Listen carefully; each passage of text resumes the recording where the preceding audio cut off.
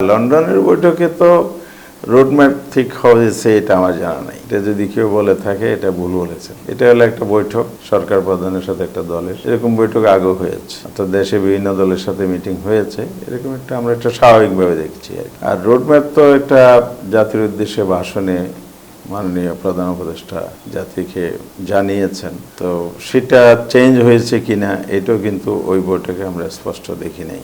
উনি বলেছেন সংস্কার বিচার এগুলো যদি সাফিসিয়েন্ট অগ্রগতি হয় তবে বলে বা যদি বলে উনি যা বলেছেন সেই বিষয়টাই এবার উঠে আসছে। এটা দিয়ে কোনো ডিসিশন এখান থেকে বেরিয়ে আসেনি, সেবারে বক্তব্য না। বক্তব্যটা হচ্ছে একটি দলের সাথে বৈঠকের পরে সরকার কোনো যৌথ বিবৃতি দিতে পারে কিনা। যদি আমাকে প্রশ্ন করেন আমি বলছেন সুস্পষ্ট হবে এটা আমাদের রাজনৈতিক ঐতিহ্যের খেলা, আমাদের পলিটিক্যাল কালচার ডেভেলপ করেছি সেটার মধ্যে এটা নাই, এটার ব্যর্থই ঘটেছে।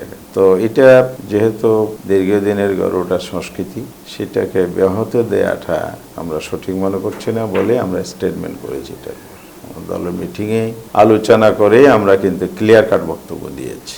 নৈতিক অবস্থান থেকেও এটা সঠিক নয়, এটা আমরা সঠিক মনে করি না। কারণ একটা দলের সাথে মিটিং করে যে গভর্নমেন্ট জয়েন্ট স্টেটমেন্ট করবে এটা তো তার ওনার নিরপেক্ষতাকে ক্ষুণ্ণ করে, এটা দলের প্রতি বায়াসনেস প্রকাশ পায়, যেটা যতটুক যে লেভেলের গুরুত্ব পাওয়া উচিত সেখানে রাখা উচিত। তার বাইরে গেলেই কিন্তু এখানে অনুরাগের বশবর্তী হয়ে কিছু বলছেন কিনা জাতির কাছে এটা প্রশ্ন তৈরি হয়, এখানে তাই ঘটেছে।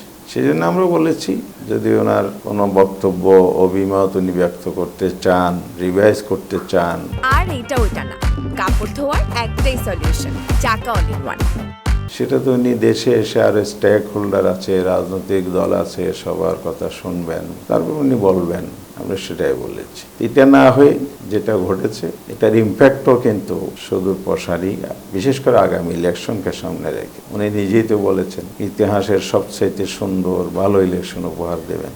এখানে যদি নির্দলীয় সরকার অন্তর্বর্তীকালীন সরকারের নিরপেক্ষতা নিয়ে প্রশ্ন তুলে তৈরি হয়, সে জায়গায় জনগণের আস্থার জায়গাটা চিড় ধরে, তখন সেখানে গ্রহণযোগ্য নিরপেক্ষ একটা ক্রেডিবল ইলেকশন হবে কিনা এই প্রশ্ন তৈরি হয়, লেভেল প্লেয়িং ফিল্ড হবে কিনা প্রশ্নগুলো আসে। সেটা শুধু আমি প্রশ্ন বলবো না, ব্যর্থ করবে। তাইলে এখানে অতীতে যা ঘটেছে এ ধরনের নির্বাচন সম্পর্কে মানুষের আস্থাহীনতা, আস্থা ফিরিয়ে আনাটা এখন হলো বড় দায়িত্ব।